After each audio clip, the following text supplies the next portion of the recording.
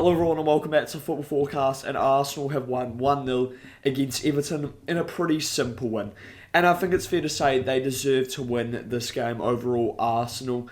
And look, in the first half especially, they were largely dominant in this game. They went 1-0 up through Victor Gyökeres from the penalty spot. It was a poor penalty by Jake O'Brien to give it away, handball in the box. And I just don't know what he is thinking there. And look, it's definitely a penalty. There is absolutely no doubt about this.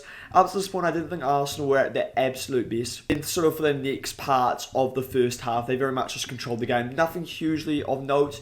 Where I'm critical of Arsenal, this is probably my one criticism of Arsenal in this game, is the fact, especially in the first half, it never felt like they were trying to go for the second goal, where Everton were clearly under the pump in this game. They were really struggling to break out. There was no sort of threat from them. I think David Moyes very much said, let's just get into half-time. And Arsenal allowed Everton to get into half-time. And they didn't need to. They very much could have attacked a lot more, I felt. And I felt that they really should have gone for the second goal in the first half and really should have killed off the game, because there's no chance of Everton scoring two. Turns out there's no chance of Everton scoring one. But I just think that's probably my only criticism of Arsenal in that first half. They controlled the game, but could they be more attacking? I think so, and I would have liked to have seen that from Arsenal. I think Everton really struggled in this game, and it was clear in the first half without Njai, Dewsbury Hall, Idrissa Gana Gueye, especially I'd say Njai, who is at AFCON, and Dewsbury Hall, who's currently injured, in terms of getting out and sort of being able to counter. Because if you have sort of Grealish, Njai and Dewsbury Hall, that's a lot more threatening than just sort of Jack Grealish, who was really Everton's only threat. And all we could really do in this game was sort of win some fouls and sort of create some set-piece opportunities. Going into the second half, Everton started really well. And I thought Arsenal, once again, were going to sort of do what they do, sort of sit in and be just too defensive in this half, very similar to what they did sort of at the end of the game at points against Wolves. And I felt this might cost Arsenal, and Everton might get an equaliser in this game. Maybe they should have had a penalty in this game. I think they probably should, but anyway, that is the decision. Those are so 50-50, and just stay with the on-field decision is sometimes the easiest, I think, with those. But Everton will be really frustrated the fact they weren't given that penalty. But up to that point, they were creating chances. They were looking good. There was a lot more energy in the ground, but also from the players. And it felt like Everton were pushing for that goal. Arsenal, though, I thought did really well to get back on the front foot. They didn't sit in as much as I thought they were going to do. They started attacking a lot more. Trossard hit the post. Arsenal hit the post again. Rice, for the Trossard chance, Rice drove really well at the Everton defence and then played a brilliant ball off to him, but Trossard couldn't put the ball in the back of the nets.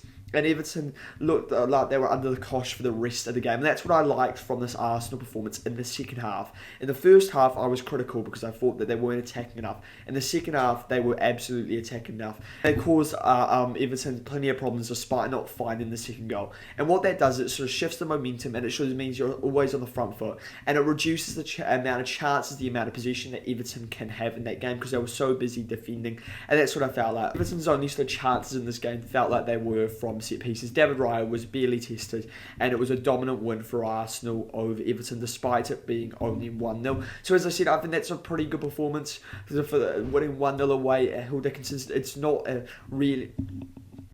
easy result. It was made easier with the fact that Everton didn't had some players out for this game, which definitely lowered the quality of the side. But Arsenal still played pretty well, apart from that 15 minutes after half time. Then into the player ratings for Arsenal and Everton. I'm going to start off with Arsenal. Already said, I just thought it was a good performance from Arsenal. So there's no real sort of extremely good player ratings and terrible player ratings for Arsenal. Starting off with David Raya, I'm going to give him a 7. I thought he was solid.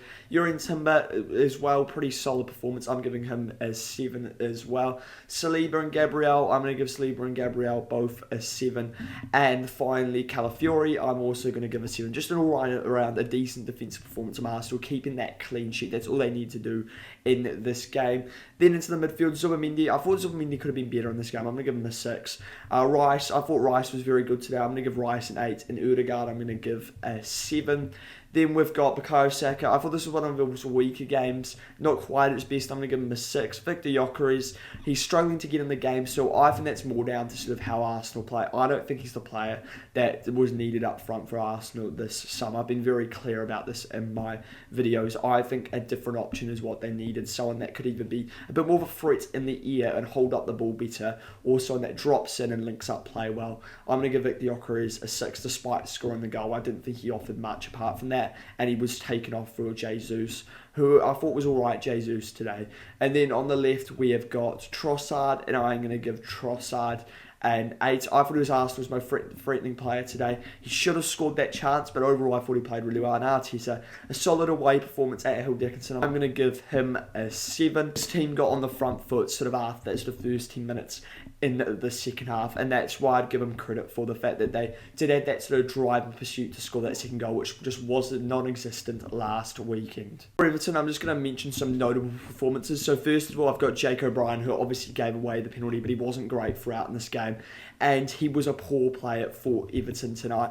As well was Charlie Alcaraz, and look, he had to step up tonight, coming in for Kieran Dewsbury-Hall, who's been really good recently but unfortunately Dewsbury-Hall just got injured, and Alcaraz I thought was poor, and he really let down the side tonight. I thought 2 positive performances though for Everton was the 2 defenders of Tarkowski and Michael Keane. I thought they were really good today. Tarkowski and Keane really handled Gyökeres well, and no sort of threat came through to the central area of the pitch today for Arsenal. I think that's why you're going to give them a lot of credit. Michael Keane, I think, deserves credit, especially because he was a player that a lot of people criticised and said wasn't good enough for this Everton side, including me. He is starting to play well though, Keane, and he's starting to look like a more competent player for Everton. And then finally, David Moyes, the manager, I felt like he didn't have a lot to work with today, and they're like in terms of having players out because of AFCON, Dewsbury-Hall being out because of injury, and I think this was shown in the way they played. They didn't have that effectiveness that they do sometimes have on the break.